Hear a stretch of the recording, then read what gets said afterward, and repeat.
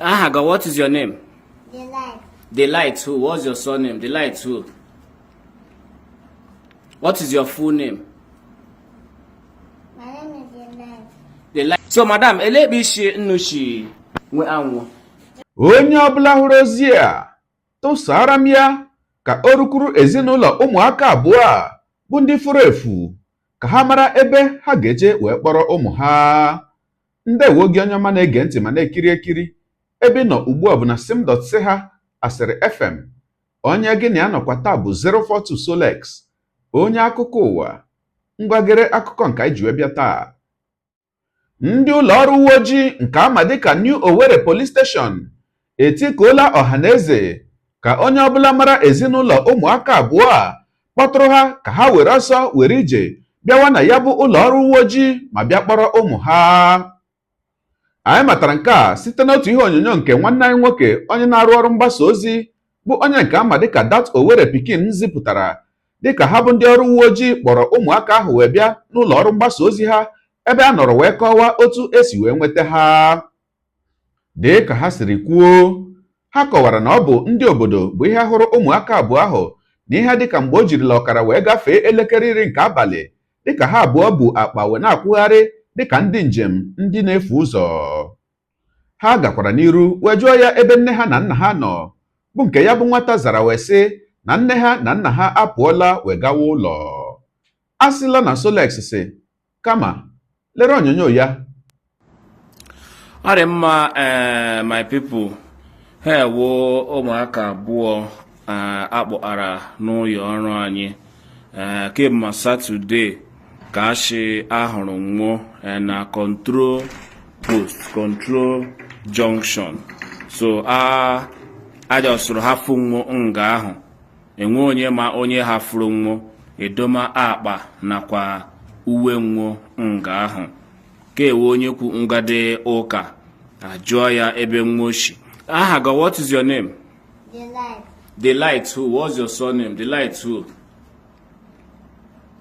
What is your full name? My name is Delight. Delight who? What class are you?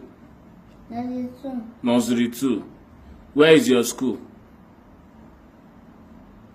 Where is your school? Where is your school? Where did you come from? For Lagos. For Lagos. Who carry you come over? I think that I myself. You carry yourself come over. Where is your mother? What about your mother? My mother come out Come out, go where? to house. Which house? Your father one? My father don't go Don't go where? to house. So nna ahụ na ya enwere nwaanyị onye uwe ojii ịkpọara nwụ ka enwee ike chọọ mara ma ga-ahụ ndị nwe nwụ. So biko lejie ụmụaka ndị anya ihu gị mara na kpeshi enwe onye nwe nwụ ma ọkwanụ ndị mara na nwụ, biko gaa ka enwee ike mee nwụlakwuru nne na nna nwụ n'ihi na anọghị na ke ndị uwe ojii ugbulaka. What is the name of your brother? Samuel. Samuel, come. How are you? Hi. How are you? How are you? Hi. So madam, elebishi nnushi nwe anwụ. Enwere one good citizen a na-akpọ Ọnụaha Kennedy.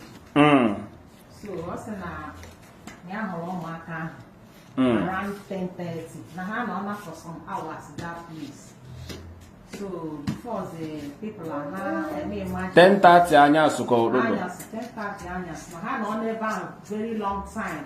According to people, eyewitnesses.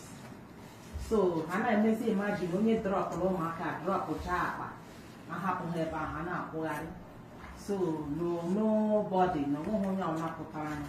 So before the man, the good citizen and others agadazi akpọrọ ha bịa to New Owerri Police Station. Even a flash kwara n'abalị that Saturday oge ha nọ na-ebi nri to inform people in case onye nke ka onwe ike bịa kpọrọ ha. So up till now, enwebeghị new information enwetere.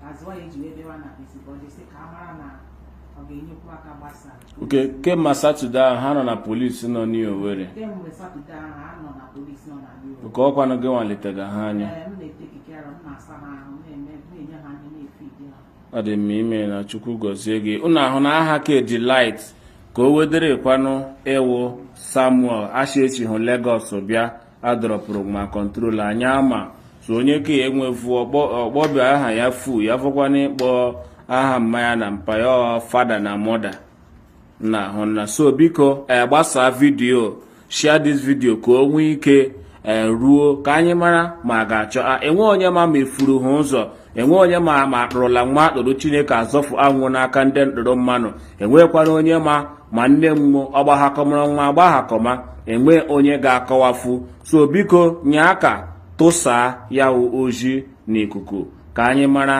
ebe enyemaka na nzọpụta ga-esi abịala nwụ. Bye Delight. Say bye bye. Bye bye.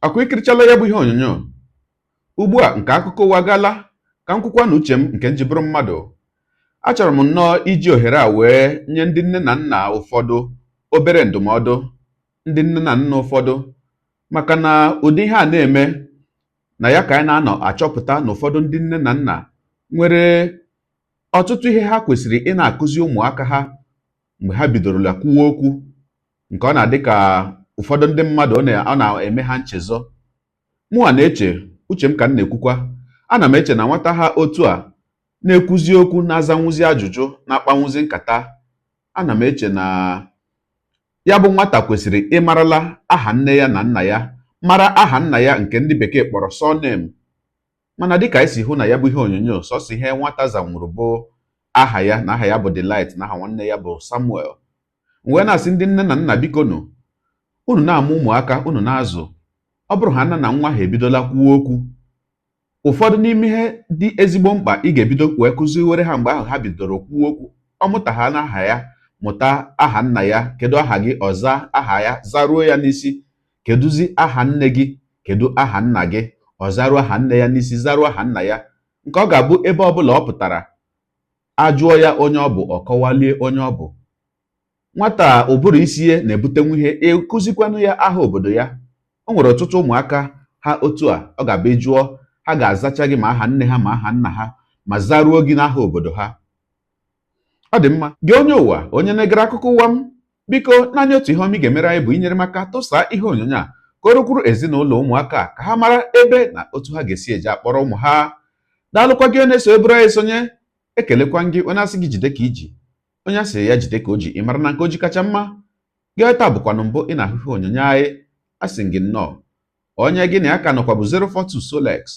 onye akụkọ ụwa n'iru akwụkwọ efere mba ụwa ya mere ọ bụrụ na ka m mere dị gị mma n'obi nwanne biko ọ bụ na Facebook na Instagram ka na-ahụ ihe onyonyo pịara m folo ọ bụ na YouTube ka ị na-ekiri ya bụ ihe onyonyo pịara m sọskraịb ya na mgbịrịgba anya n'akụkụ ka ị nwee ike na-enweta ihe onyonyo ndị ọzọ nga na-ewetara gị n'ọdịnihu ọ bụ na Twitter ka ị hụrụ ya bụ ihe onyonyo pịara m folo ọ bụ na TikTok itikere m folo ma atọ ọkụma Igbo ndị nwe m Igbo ndị ọma njem ọnụ ekelekwa m unu wee na-asị na ọ ga na-adịrị unu niile mma o ise ngwanụ tụsawara m ihe onyonyo a na-atụsara m ya bụ ihe onyonyo na-apịrị maka na share button ya mara gị mma ezigbo mmadụ udo dịrị unu.